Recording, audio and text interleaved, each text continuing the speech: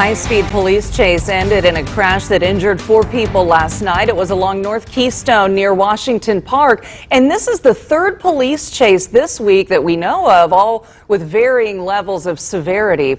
A man actually died Tuesday after crashing into a pole following a chase. This was on the northwest side of the city. Our Justin Kolar joins us at the Community Justice Center this morning to explain why the first week of the year has been so active when it comes to officer-involved chases. Justin?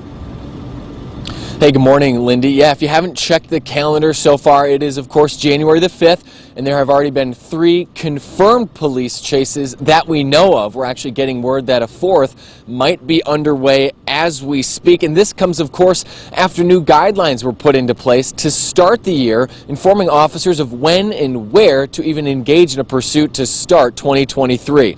A uniform statewide policy went into effect at the start of the year, and in part, the policy established new standards for police officers on when to engage in a chase and new factors to consider when doing so, like the level of danger posed by the fleeing driver and traffic conditions. Now, as far as last night's concerned, the conditions for officers to engage must have proven favorable.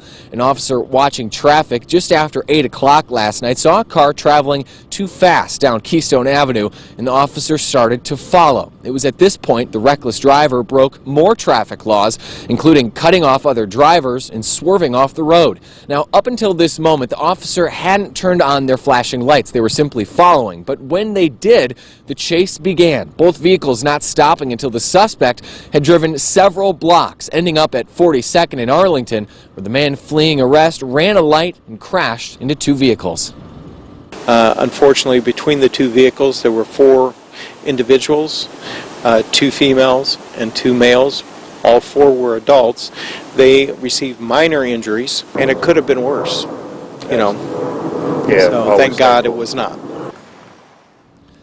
Now, the man who fled police ended up breaking his own leg in the crash and is recovering this morning at Eskenazi Hospital.